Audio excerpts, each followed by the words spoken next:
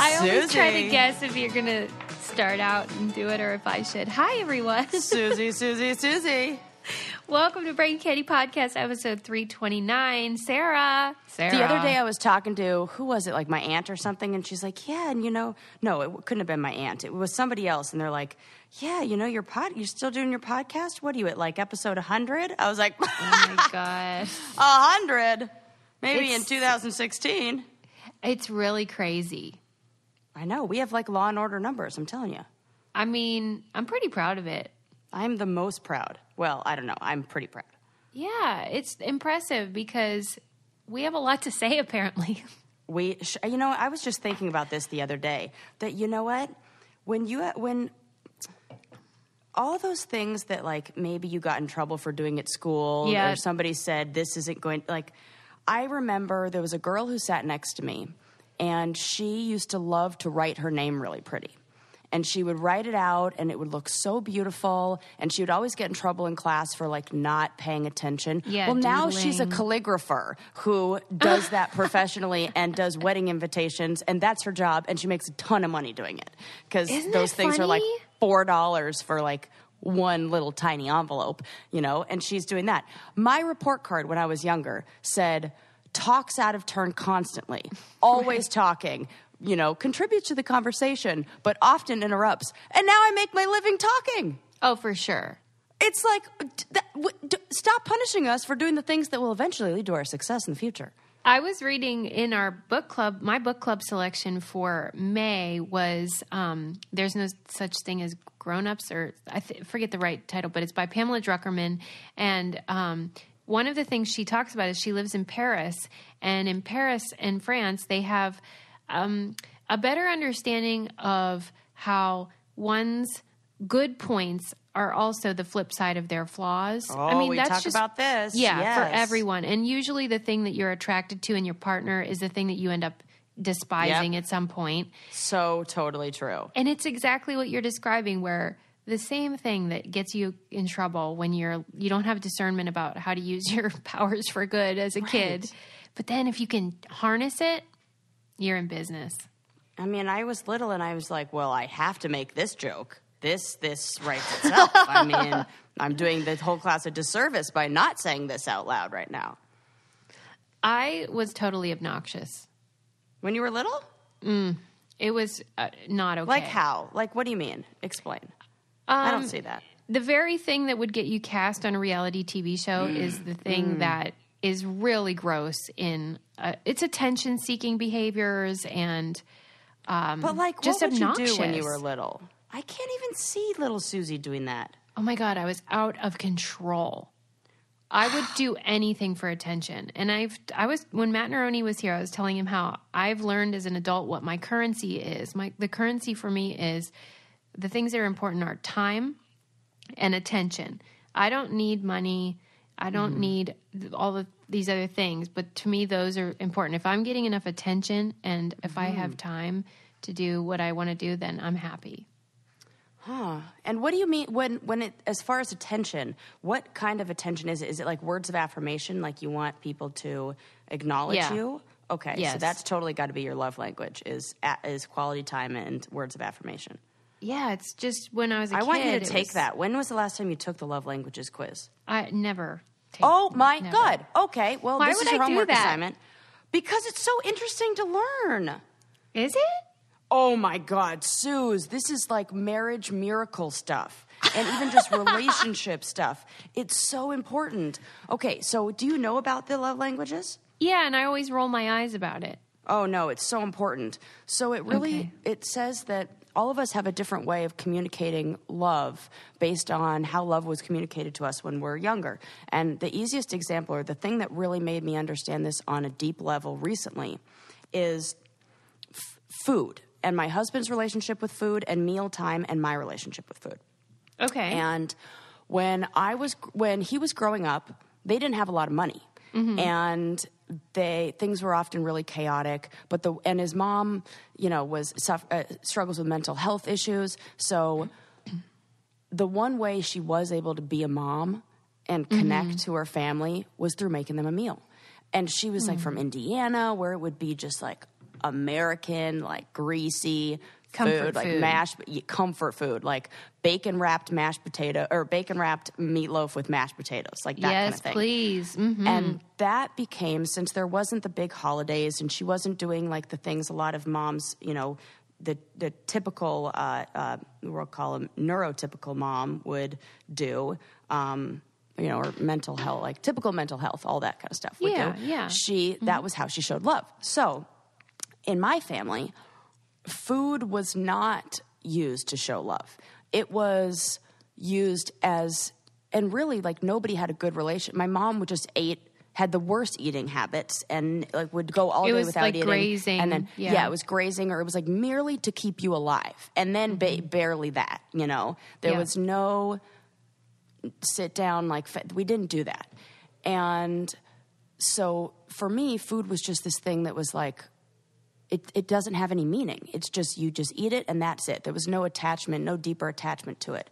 So what would happen is Landa would go make these beautiful meals for me, and I'm busy like doing stuff. For me, the action of love is like acts of service, making sure the house is clean, getting the dishes done. And in my mind, getting the dishes done after he's just made the kitchen dirty is like more important. So I would be cleaning around the house, like cleaning around the kitchen, while he is just putting the food on the table, and it would drive him crazy that I wouldn't sit down and eat it right when it was hot. And I'd be like, okay, one more thing. Okay, let me change the laundry. Oh, I'll be down in a sec.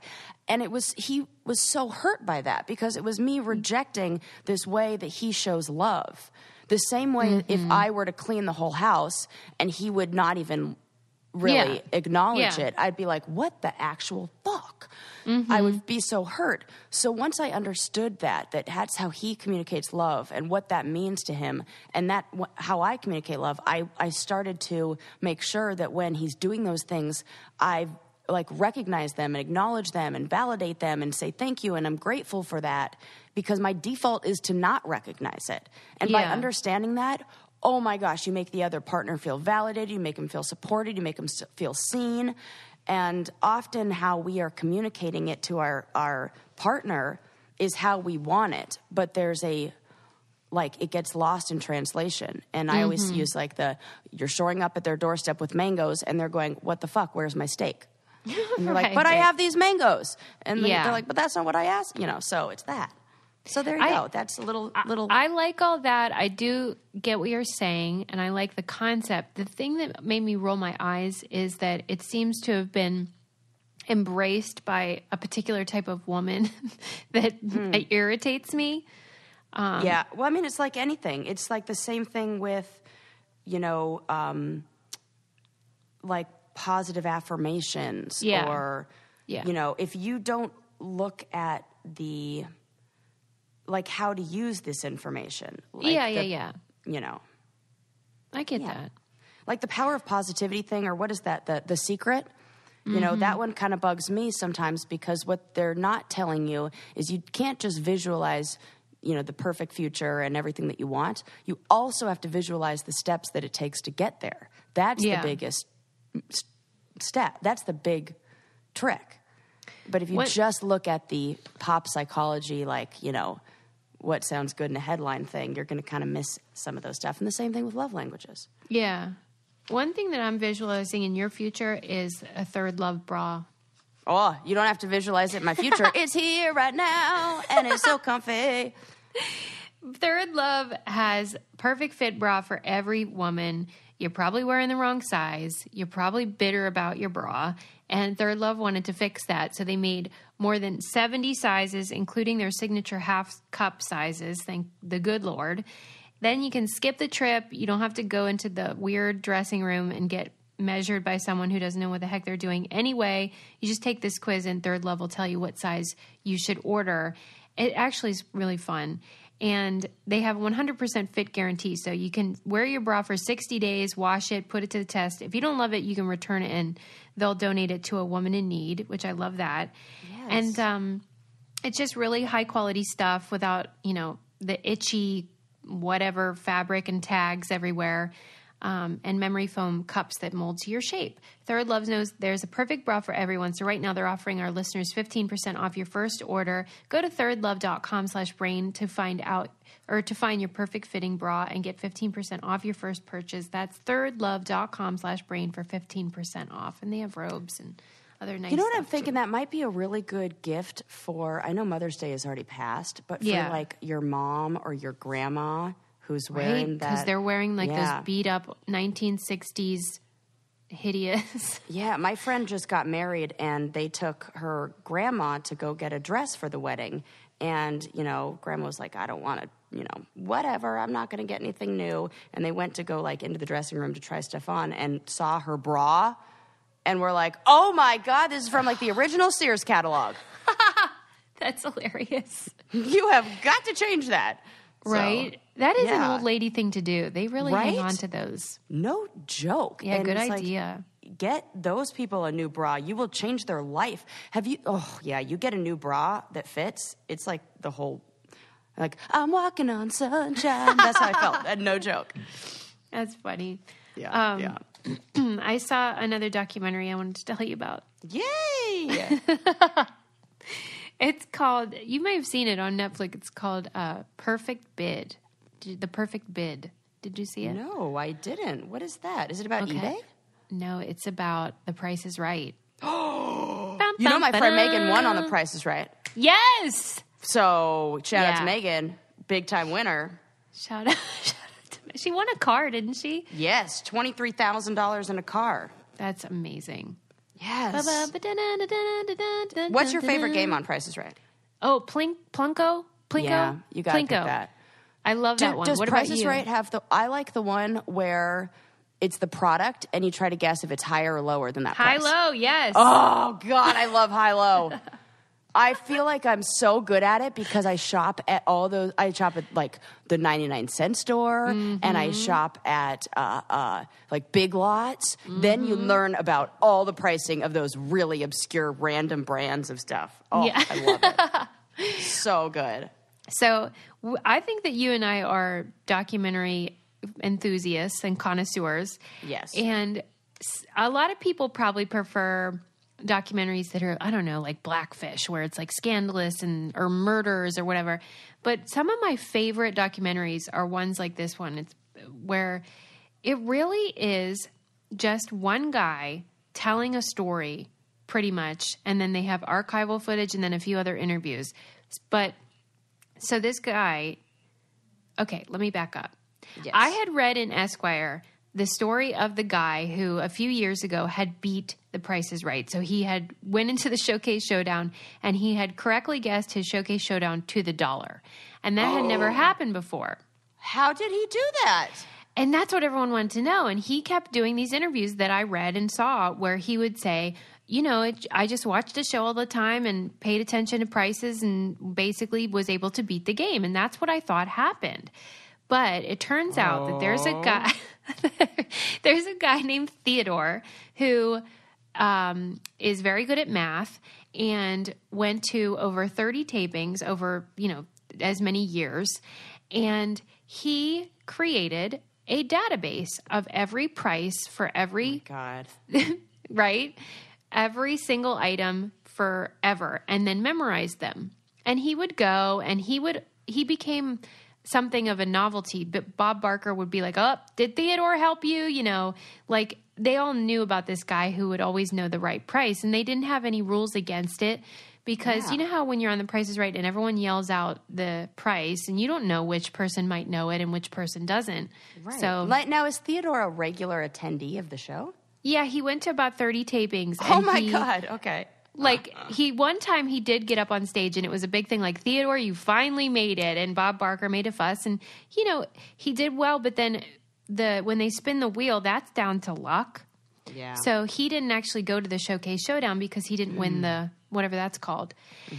So what happened was Drew Carey became the new host and Theodore was able to, they changed the rules where after 10 years, you could go back up on stage if you had played before. So he started going again. He didn't make it up on stage, but he would help the other players.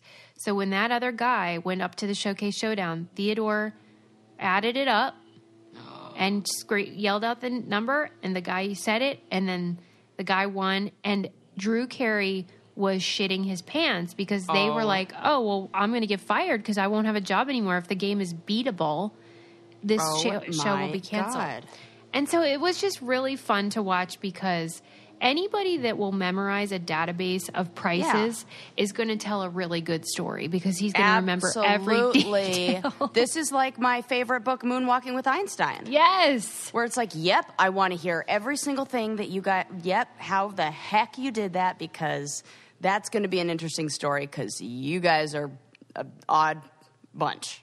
And I love when the hero of a story is an odd person, like you're saying. Yes. I love it. So interesting. And I think everyone should watch it because it's really fun. Those are the real heroes. That's freaking cool. Not all heroes wear capes. Right. But Theodore is a cool guy and knows a lot and really loved the show. And now they've changed it so no one can beat it. They do different prizes each time. So that run is over. I see. You know, I always wondered with those like Showcase Showdown things, if they were just like arbitrary numbers, like did they just pick numbers that, or is that really the ad somewhere that has to have that price listed? Yeah, the lawyers get involved and and then they started doing different options on the cars, and so Theodore had to memorize every option for every car. Oh my God, I love it. That is great. You know, that's like my brother was just telling me, we were watching Jeopardy. Because have you heard about this guy? Oh, my God. Before you talk about this, because we were talking about it at my house, you and I, and we need to delve into it. So first, let me tell you, though, about a great product, which everyone should try. It's called Gut Right. I didn't even know about – I knew that you should probably take care of, like, what's going on in your stomach, but I really didn't know enough about it. But there are these nutrients that you're losing. Most of us aren't eating what we should, and things get out of whack in our body. And then they created this product so that it would help kill off the bad gut bugs that cause havoc in your microbiome and make you feel sick or make you have bad skin or make you just not be in balance. And it's such a great idea if you feel like maybe you're out of balance physically to try this, because it's a unique formulation you won't find anywhere else, family-friendly, gut-friendly. Get your gut right today. Visit atpscience.com/getgutright and get 20% off your first order plus free shipping when you use coupon code BRAINCANDY at checkout. Offer limited to the first 100 customers to use the promo code. It's atpscience.com/getgutright. 20% off first order and free shipping with code BRAINCANDY. Get those poo bugs in order. And I just read an article that said that there were 21 studies conducted in China recently, and of the 21 studies, they were all done to see if there was a link between anxiety and gut bacteria. And of the 21 studies, 14 were conclusive that introducing probiotics and balancing gut bacteria had a positive effect on anxiety. Wow. Like positive, like I should say positive in reducing it, not like positive correlation. Yes, right. But yeah, That's it showed a positive cool. effect on anxiety symptoms by regulating intestinal microbia. Yes, over half the studies proved to be effective. Well, I have anxiety, so there you go. That's good to know. I'll take it. Let's talk Jeopardy. Oh, yes. Oh my gosh. Okay. Tell me what you were saying. So I had just been hearing, like, you know, a little like. Yes. News in the wind, I guess you can say, of like this guy on Jeopardy who's crushing it. And so I just decided, okay, I'm going to start recording Jeopardy, and watched a few. Oh my God, is he good? Tell me what it's like. No. Okay. It's so funny because, you know, I'm like my brothers were just here, and I was telling, and we all love trivia in our house. And we were, and my brothers are freaking smart and are good at stuff like this. So it was fun to play along. But at first they seemed like not very interested. And I'm like, no, just stick with me. And I turn it on, and we're like fixated. We're captivated by this guy. He's answering so fast. He definitely is, and we all agreed on this, that he's got to be on the spectrum. because he definitely there's some social awkwardness. There's some like maybe an Asperger's kind of thing or something like that.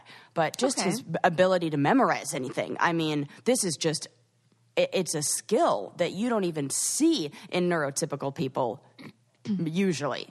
And he works as a sports bettor in Las Vegas and I think makes tons of money doing that because he talks about how he like travels a lot and he's been to like so many different countries, just this year. And so I think he's like making a bunch of money doing sports betting. But he's coming into Jeopardy with techniques that and strategies that they've never ever seen before. So typically you'd start with the lowest numbers. You start with like the 200s, the 400s, whatever. He goes straight for the 2,000, 1,000 squares in an attempt to get the double Jeopardy. So he gets them right like daily every double. time. Daily double, excuse me. Yeah. Daily double. Yeah. He tries to get the daily double every single time. They should have called it double Jeopardy, but right? I was just thinking, I'm like, that's a good name. Do they ever call it double Jeopardy in the game? No. I don't think they do. It's just daily double Jeopardy. That's maybe funny. the second round is called double Jeopardy, right? I don't know. We'll see. Maybe. Okay. Maybe. So his whole strategy is get as much money as possible, get the daily double, and then bet everything. And he always gets it right. Wow. So now we're looking at where all the other contestants, and the one I watched last night, the night before, he had 63,000 to everybody else's like 5,000 and like $900. Really? This guy holds the record for not only the number one spot of most money earned in a single show, but also spots 1 through 12. Oh my God. And he's only played 20-something games. What do you think the plan they're is? going to have to, that's my thought. They're going to have to do something. Yeah. There's no end in sight for this guy. Wow. What do you do? Remember when you were here and we were talking about it, I said, well, do the other players sort of adopt his approach by trying to get those big dollar number clues? And you said no. I did see in the teachers tournament, they like broke up a little bit of his, the last month of him playing to give him a week off, I guess, with the teachers tournament. And the woman who won, no, she didn't win, but one of the women in the teachers tournament in the final round did use that strategy. And how'd that go? Well, she didn't win because you have to know the answers. Like when you're going to do, she didn't do that thing where you bet everything, but people are definitely betting. His name is James Holzhauer, something like that.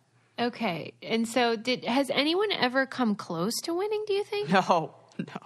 Not even close. Not even close. He had his 24th win on just yesterday where he won 86,000. Oh my God.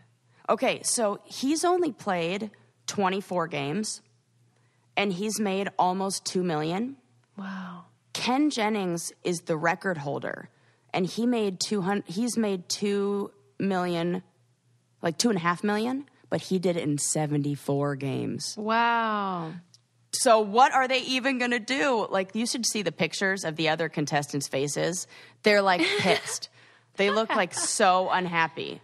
That's so funny. Great. They're like, really okay, great. Go ahead. You have all the answers. Oh my God, it's so great. What are they going to do? Yeah, what are they going to do? Do you think they'll just say there's a limit now on how many shows you can appear on or a money amount that you can win?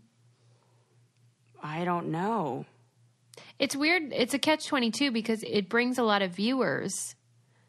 Right. It does because I'm recording it now. And there are definitely more people watching this, right?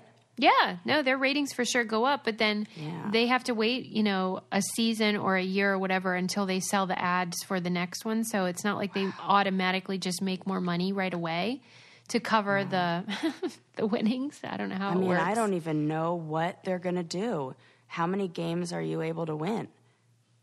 Somebody else has got to be asking these questions. That's why I got a little irritated when I was watching the Price is Right documentary because when Drew Carey and some other people talked about what it was like on their end when they thought the game had been beaten, they were really mad, and I felt angry because it's like you created the game and then someone played by the rules and was able to excel at it, and I just don't think they should begrudge people that way.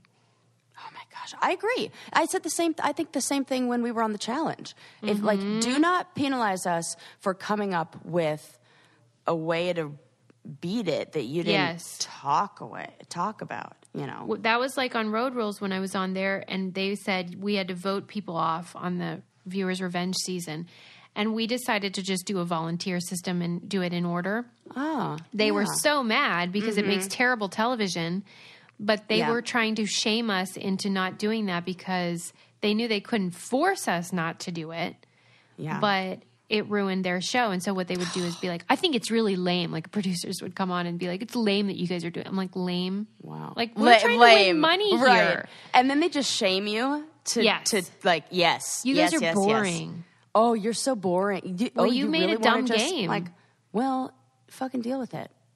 You cast me. Like, I have to live in a van with these people, and I'm trying to win money. So I'm sorry it doesn't match your vision of what makes good television. Oh, my God. I'm getting mad all over again. Well, also, I did just a, quick little Google search. It says that there's no stopping any player. There's no, time. There are no max games you can But don't win. You think they're going to change the rules? I think so. I think they're going to have to. It says that he's responded correctly to 803 clues and incorrectly to just 27. And he's... How is that possible? How is that possible? And he's 49 for 53 on the daily doubles. Of 53, he's only missed 4. I just don't get it. And then on the final Jeopardy, he's 21 for 22. Come on. Wow, that's amazing. And even the one he did lose, who cares? Because he's already got 5 times the amount of everybody else's money. It says that he's going to beat Ken Jennings, the guy who is the last, the record holder right now. He'll beat his record in 4 or 5 more games. That's amazing. Yeah. By the time this episode aired, he will probably have done it. Damn, it's so fun to watch. I'm like, get it. At first, the first few episodes I watched, I was pissed because I'm like, this isn't even fun to play along with. I can't even I can't even read the question before he's answered it. And after a while, I was like, no, now it's this is like watching one of those, I don't know, You're watching a feat of human... Yes. I was like, it feels like watching a contortionist at Cirque du Soleil or something where you're just like, my mind is blown. I don't know how the body can do that. It's like That's that, so but with cool. his mind, I'm just like, what is that? And you're just captivated when you watch him. Oh, I love that. So, shout out to Jeopardy and all the people watching. Another thing that's captivating are your new sheets. Oh, they sure are. I'm going to have to take a pic. My beautiful new Brooklyn and bed sheets. Because, I mean, ours were getting pretty dingy. Yeah, you were ready for a big girl set of sheets. And you kept telling me how much time we spend in our bed. And for some reason, I put my other Brooklyn ones on the guest bed. Don't do that. They don't go with the color. We redid our bedroom, so the colors didn't match. So I just moved the Brooklyn ones to the guest bed. And then I was using our old sheets. And I'm like, wait a sec. Yeah. I need the new sheets. Right, so I'm a proud owner of the Luxe set. That's so good. And I love that you gave the nice sheets to your guests, but you deserve nice sheets too. That's right. And all of you listening deserve nice sheets. And this husband and wife team created Brooklyn and because they wanted high quality hotel grade sheets, but they didn't want to bankrupt themselves. So they created affordable ones that you can mix and match over 25 different colors and patterns to make your bedroom just right. And it won winner of the best online bedding category by Good Housekeeping. They're really nice. They wash really well. The colors stay vibrant. Our Brooklyn and sheets are the best, most comfortable sheets we've ever slept on. And it's awesome because now they have a new linen collection. They have tons of really gorgeous colors. It's perfect for summer bedding. It's in their name, so you know it's good. Brooklinen's newest linen collection is amazing. Couldn't recommend their products more for graduates, newlyweds, friends, or family treating yourself to a bedroom upgrade. You deserve. Brooklinen.com is giving an exclusive offer just for our listeners. Get 10% off and free shipping when you use our promo code BRAIN at brooklinen.com. Brooklinen is so confident in their products that all their sheets, comforters, and towels come with a lifetime warranty. But the only way to get 10% off and free shipping is to use our promo code BRAIN at brooklinen.com. That's BROOKLINEN.com. Promo code BRAIN. These are the best sheets ever. They are. So, gotta watch Jeopardy. I want to get their duvet, too. Yes, you definitely do. You're real cute. I like when you get excited about stuff. I'm like, I'm going to get that. Yeah. Would you ever go on Jeopardy? No, I'm not very good. And I think my well, I don't know. I think my trigger finger isn't fast enough. I panic. Like I know the answer and then I just panic. And I'd be more embarrassed about saying the wrong thing. I've realized that, you know how it's fight, flight, or freeze? Yes. I'm a freezer. I'm a freezer too. Full blown freezer. I wish I were a fighter. And then my brain just stops. And Me for somebody too. who has a lot to say in panicky moments, I don't. That's probably why, though, because if that's your sort of thing that you use in life to relax and be yourself, that it would go away in times of survival. I don't know. Yeah. Makes sense. I don't know. I'm not a doctor, for God's sake. Wait, you are, but not like that. Right, not that guy. I'm not a medical. Speaking of physician. which, I got so excited because I got a new passport with my official last name on it now, finally. You look like a fox in it. Oh, thank you. Everybody was like, oh, you look like a spy. I'm like, oh, that's what I was going for.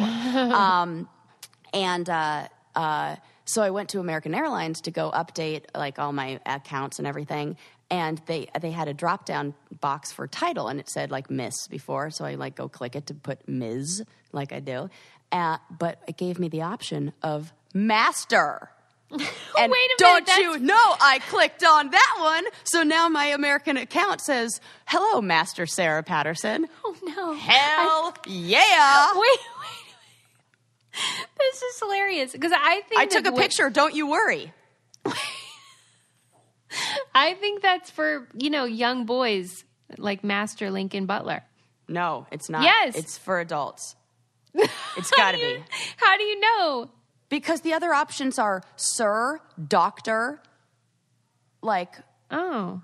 It's well, like maybe doctor, it could be either. And then right before doctor is master. I'm going to show you because I'm No, going I to... believe you. I just would have assumed, you know how you call kids master before they're a certain age and then they become mister? I did not know that.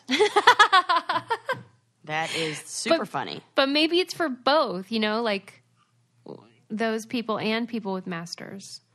No way. It says select your title. Mr., Miss, Mrs., Doctor, Master. Yeah. That's what I'm saying. Because it's the equivalent of Miss for boys. No. It is. Are you freaking kidding me? No. I don't like that. I refuse to believe it. Well, it could be for both in this case, though. It's fine. Okay. Thank you. But I do think it's funny all the same. Ah, that's so funny. That's really cute. Okay. Oh. So you got your passport. Yeah. Where are you going? Do you have plans to go somewhere?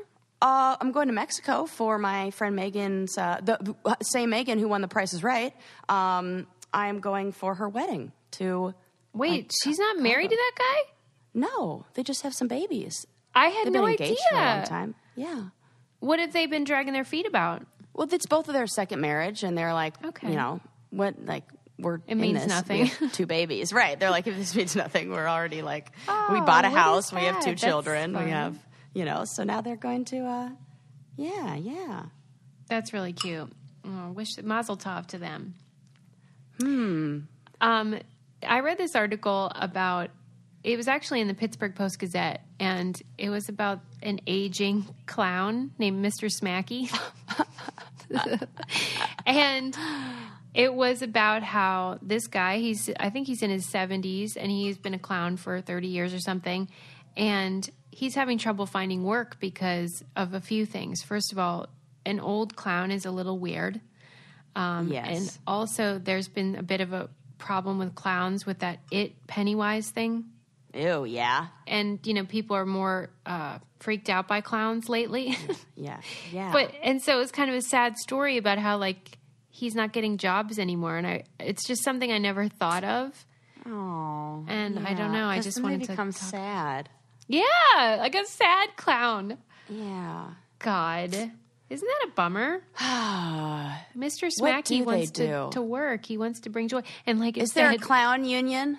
Do they have benefits? No. There's a clown college. There is. And they I don't know what title you get if you go there. Bozo. Right. Well, and it was sad because it said, because of, I don't know if it's arthritis or what, he can't make the animal balloons anymore. Oh, Sarah. Susie. It's so sad. This is breaking my heart. And his whole point was to bring joy to people. Yep. And now the thing that he loves most, bringing joy to people, is being taken. You know what? He needs to go to the hospital. Not like to the hospital because he's sick, but he needs to go, like, I'm thinking Patch Adams style. He does that. He's got to do that. Because the kids don't care if you're an old clown or a young clown. Well, and there was a line in the article that sort of said that he doesn't wear makeup anymore, and they didn't explain why. And I don't know if it's because he looks really creepy because, older skin might look a little different. Ew, yes. Or what, but it's just all around very sad. But he does go to the hospitals and greet the children and all that stuff. But it's a bummer, man. And I just never thought about what would you do if that were your income and you kind of aged out of your job. Well, I felt the same way, Suze, about that comedian that we saw who did like the was there a puppet involved or a guitar with the? It was a guitar. It was, and he was singing songs that were and a from puppet. Yeah, I remember there being like a puppet too, and I'm just like, oh, it was sad because this guy is using the same material from 1982, and it was not funny then. It's not funny now. Oh, yeah, it was bad. And he just ran off stage. He didn't even have a closing. It was so uncomfortable. They didn't know how to end it. It was so weird. Yeah, it was painful. Yeah, but you know what else is painful? The Google search that really let me know that master is what you called a young boy. And so people at American Airlines are going to be real confused when they see the picture on my passport with the title master. So I'm not happy about that because I thought I was getting something else with this degree. A new title. What the fuck? I mean, this is the best thing ever. I was so, that's one of those, again, remember when I was optimistic? Disappointment, man. I'm telling you. Just don't be optimistic, Sarah. I'm so sorry. I was so excited. Would it have been better if I didn't tell you, do you think? Or should I have told you? If you wouldn't have told me, I would have gone around to every other thing where there's like a title drop-down menu, and I would have been master. Like I would have been a young boy in every single, airline's frequent flyer mile program. I'm so sorry. But you know what? At the Chipotle Burrito of the Month Club, I'd be also master. Like any place to sign up. Maybe you can just think of it as encouraging non-binary gender roles. Yeah, exactly. And also, why do we is it master and Mrs.? That's fucked up in and of itself. All of it is. It makes me mad. So she's a Mrs., and he's a master before he's 18? Yes. Get out of here. Yeah, and it feels like it's just...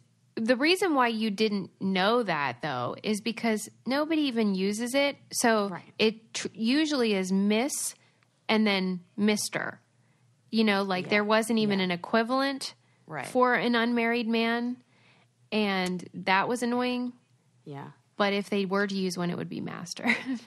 You know what else is a very, very old word that I recently learned this, and I thought, Susie, you would absolutely love this fact.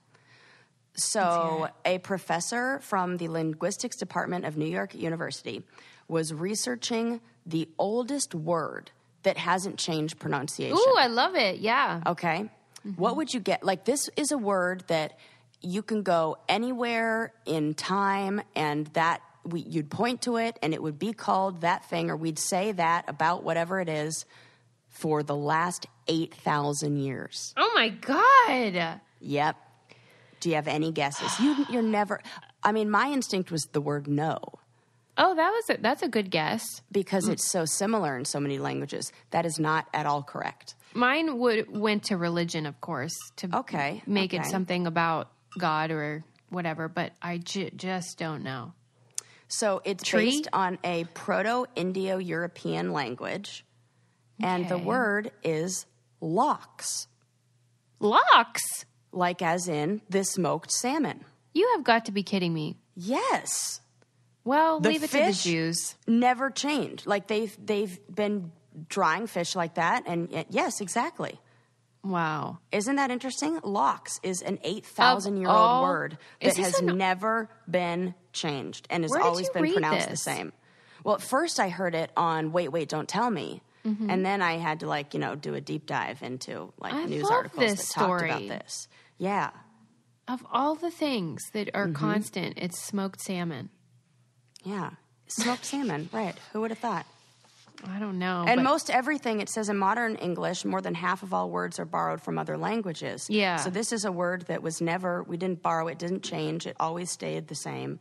And, yeah. Is that considered a Yiddish word or no? Oh, I don't know. The only thing that they say is Proto-Indo-European language, which I would assume is what was even before that. Right. Good point. Yeah. Well, changing the subject quickly, let's talk about something everyone can relate to, wanting to save extra money in this summer. You could start by paying less interest on your credit card balances. You can refinance with a credit card consolidation loan from Lightstream. It's super easy. You can save hundreds to thousands of bucks and lower your interest rate. They offer a credit card consolidation loan from 5.95% APR with autopay. There's no fees. Their application's online. It's super easy. People have been having really good luck with it. And just for our listeners, if you apply now, you can get a special interest rate discount. The only way to get the discount is to go to lightstream.com/braincandy, lightstream.com/braincandy. Subject to credit approval, rate includes 0.50% autopay discount. Terms and conditions apply. And offers are subject to change without notice. Visit lightstream.com/braincandy for more information. I really love that Lox story. Yeah, it's interesting. That show, Wait, Don't Tell Me, it sounds awesome. It's so good, Suze, and I think you would be the perfect panelist. Oh my God, I would love that. So how they do it is it's like a quiz show, like game show about, they ask you questions about the news of the week, but it'll be comedians and podcast hosts and things like that who are the guests, in the live auditorium and everything, answering the questions. And but their answers will be funny, and usually it'll be like 3 serious questions and then one that's totally obscure. That's like, this one was on a little while ago. A man survives a car accident by eating only what? Like, what kept him alive for 5 days? And then they'll guess whatever, because they're never going to come up with the answer. And the answer is packets of Taco Bell hot sauce. I love it. Yeah, so things like that, where if you've read bizarre stories in the news, you'll get it right. And I hear some of my favorite crazy stories come from there. And I think you'd just be so stinking good. And they have a fill-in-the-blank limerick section where they do a limerick, and then you have to guess the missing word. And it's so fun. Don't you love fun, nerdy stuff? Love it. Hello, we based our entire business model on fun, nerdy stuff. Susie, what do you think? Well, luckily, a lot of people seem to share our affinity for nerdy culture. Yes, I love it. I just think it's so fun. Oh, I love it, love it, love it. Yeah, now that I have free time, I'm going to get back to some crossword puzzles. I'm going to be learning a lot of new words. It's fun. Yeah. Whenever we were talking about your graduation, I know, this time of year, a lot of people, May, June, people go to graduations. And I wondered what you think about the tradition of, getting your name called and getting your diploma, and how it's so boring and difficult to sit through. But what do you feel about it? Well, I really liked how we did it. And I think it's just because it was a master's program and it's, smaller. But we did a hooding ceremony. So we have a small hooding ceremony that you could invite 4 members of your family to. And it was just our program, and it was really great. It was the director said a little bit about us, and then he went through each all the great stuff that we did in our program, and said everybody's name who participated in those, and went through if you did this, stand up. And you could see just how many people were active in the school and the programs and all that. And then, so we did that, and it was really wonderful. And then we walked over to the main graduation, and then we all just sat there. And then we all just waited around, and it was kind of boring for us sitting there waiting to get our names called. So I can only imagine what it was like for the parents. And it was freezing, and it started raining. Thank God it didn't start pouring. But everybody was like, they were freezing. It was like, it took so long. And it is fun to have your name called. And, oh, my God, the guy who was calling our names was the best. He would get really into any sort of pronunciation. Like, it would be like, Jessica Ramos! For, no joke. It was so fun.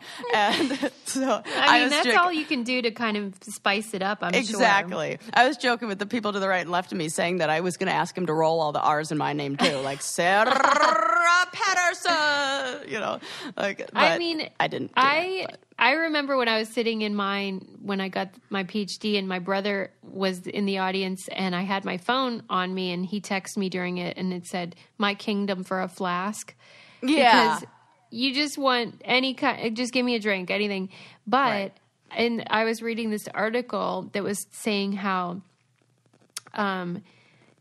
the reason that they do it is that it's designed for long-term meaning making rather than short-term comfort. I was just going to, I was like, you need the ritual. Yeah. And that also, though, another thing that's sort of less sentimental and more financial is that memories are shaped by the peak moments, right? So when they call your name and you walk, that's a special moment you'll remember. And donations to schools are based on memories. And so they want to make people feel that towards their school and feel special about that moment, even if they have to sit through a few extra hours, because what they'll remember about it is the emotional moment when their name was called, which accounts for about 2.5 seconds per student. Wow. But that you might be inclined to give money to the school because of that memory, which I think is interesting form of really interesting psychology. Yeah. And I thought you were going to say with the financial thing, just the cost to graduate. Like, we're not talking about the school, like what you paid to go to school. I mean, I got the basic, first of all, we didn't have the option to rent our gown, which also calling it a gown, that's a stretch. It's a tablecloth with armholes. Come on. So my cap was like $35. I got paranoid that I was going to mess up decorating it, and so I looked on Amazon to see what a backup one would cost. $12. So there's already, we're jacking up the prices there. And this was right around graduation, because I bet I could get it any other time of the year for $6. So you think the school makes money on the robes and hats and stuff? A shit ton of money. That makes me sick. Just the stole, like the little thing that goes around your neck, I got the basic package that was just the gown, a cap, and then no stole. It was like nothing. And then I noticed everybody else got the package with the stoles, and I didn't want to look like the only one without it. Yeah. So I went to go buy it individually. $45 for a little satin piece that went around my neck. It's a piece of fabric. I'm good. That I'm going to wear one time. My gown and everything was already over $100. Oh, my God. It was like $89 plus tax or whatever. I forgot all about that part. So you look at, I'm in a crowd of, 500 kids. And this was just my one college, not the other. Oh, excuse me, I have a burp. Not the other ones. Mm-hmm. Oh, my God, all this talk about graduation gave me indigestion. So 500, that's already, look at what you're raking in just off of that. And then they're selling the leis outside and the flowers and the commemorative, sign, like those little blank dog stuffed animals that have like a little graduation cap, and you can like pass them around to your friends and have them sign them. I don't know why anybody would want this, but there's a commencement T-shirt that has the names of every single graduate from that class. Why would I want that? That's not for me. But they're selling every single one of those things are getting sold. It felt like I was at a tailgate. Oh, wow. Yeah. And it was fun and everything. But it seemed like they're looking to make it, just like you said, like a real it's about moment profit. Yeah. But they did have cool exploding like confetti cannons, which was so much fun. And then it like rained down confetti for like 5 minutes. That was fun. Awesome. Mm-hmm. Yeah, I like that. that was so much fun. Like, well, we love a party. Yes, I do. And I love, like, cannons of confetti if I'm not part of the cleanup. I know. When Lincoln celebrated his birthday, my mom got him one of those. And, my instinct is to be like, oh, no. But, I mean, that's what makes life fun. I know. And that's why every holiday, Landon always gets your son a bottle of silly string. I know. It's and fun. then we drop it and run away. Silly string is surprisingly easy to clean up. So that's good to know. Yeah. I'll let Landon continue his. Yeah, you would think it would be like a mess, like slime or something, but it's not. It dries up and just throw it away. There you go. You have to let it dry though. He's forgiven. Yeah. But if this is a good time to bring up. I read an article about holding grudges. If I were holding grudges about the silly string, it was saying it's bad for your health, which makes sense. And it was giving tips on how to or why you should let go of your grudges and how to do it. It was really interesting. Yeah. Do you think you're a person that holds grudges? No, the opposite. I try to I try to give them the benefit of the doubt. That's crazy. Because I just feel like, why would anybody intentionally, do anything mean? We had a conversation one time where I was talking about someone who unfollowed me on Instagram, who I then blocked in retaliation because I was so mad that they unfollowed me. And you were like, why would you do that? How could you care that much? Mm-hmm. But for me, it was just like I felt so hurt by them unfollowing me that I wanted to make them feel that too. Yes. It's so lame. Oh, it's not lame. I think it's like a human. But why don't you have that? I don't know. I don't know. I think I just saw the extreme of that with some family members who try so hard to make other people match in their hurt. Yep. And I'm so aware of that I never want to do that to somebody. That makes sense. Yeah. So I think it's that hyper aware because I know what that feels like to be on the receiving end of a grudge that I would say I've had people that I really love and care about, close family members, who have held grudges against me for doing things that it was not deserving, you know? And so that, me understanding, like, there's no reason for somebody to be holding a grudge. I'm doing everything fine. It made me feel like, well, why should I hold a grudge against anybody else? And I'm just going to give everybody the benefit of the doubt and think that this is really more about something that they're feeling vulnerable, hurt, or like speaks to their who they are at the core. Yeah, it's not about you. It's never about that us. Person. Yeah. Yes. What do they like look at you and it reminds them of their own shortcomings? Do they have some, who knows? So I'm like, okay. But I could always use some advice on how, if I did hold a grudge, how to get rid of one, or maybe not find myself slipping into that. Well, they were saying how, obviously, this is something everyone knows, but we often forget, which is that forgiveness is really for your benefit. Yes. When you forgive someone and let something go, it really does lighten your load. Yes, it clears out your heart. Like that, yeah. And that's hard that to in your heart. See at the time, but we all know to be true in theory. And that there's a lightness that comes to your life whenever you decide you're ready to forgive. And they were saying, just that the sooner you do it, the better it is for you. It frees yourself, and that you should, whether it's an emotional moment or just in general, that you should try to get distance between you and whatever it is you're mad about. So if that's just simple as taking a breath in the moment, or if it's about intellectually unpacking what happened and not making it about personal stuff, just working through it unemotionally. Yeah. And then they said, that's what a therapist is there for. True. Yes. To come get you in some and be distance. Unemotional and be like, hey, could you look at it from this way? And and then to change from a victim mentality to a hero mentality, because then you're empowering yourself. Oh, I like that so much. Yeah, it was good advice, because I perhaps I just needed to hear it, and I thought, okay, this is good. Maybe other people need to hear it too. And of course, paying attention to the good things in your life rather than the things that make you mad is going to benefit your health and well-being.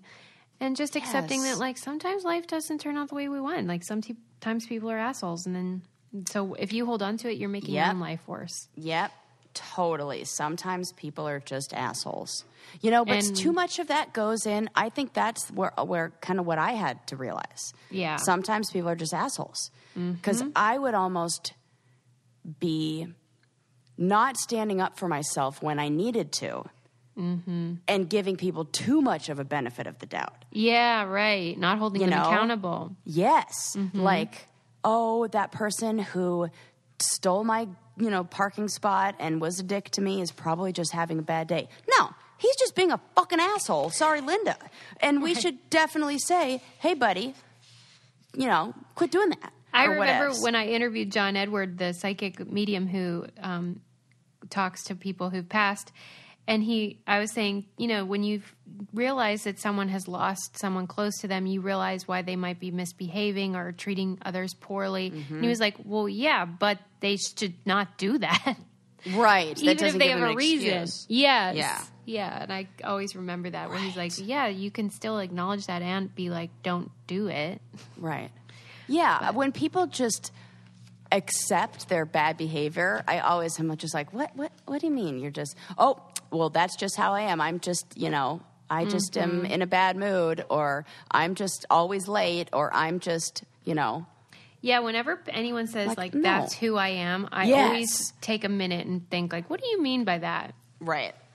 Like that's who you are, or like that's the part of you that you've just grown unwilling to accept to change. Because changing it would be too difficult and require too much work. Yeah.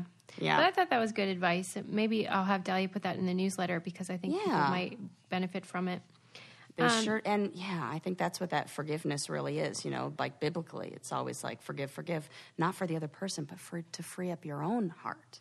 Oh my God, for sure. That was it Gandhi who was like, bitterness is like swallowing poison and expecting the other person to die. Yes. And it's so gosh. True. Yeah. Oh my God. What an amazing quote. That is the truth. Leave you with that. Anything else you want to say before we go? So smart and wise, Suze, to end on. Well, Thank things you, we've Master learned. Sarah. I'm not a master. You're right where my brain is. Right where it hurts. Just reflecting on this episode. Things I've learned and things that I've unlearned. Oh, that's funny. All right. Well, that's it. Don't forget to subscribe and leave us a 5-star review. It means the world. And we love you guys. And we'll see you next time. Bye.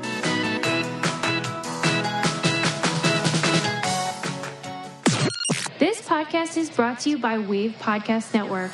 Check out all of our shows, including the Brain Candy Podcast, I Don't Get It, Coffee Convos, and Let's Talk About It.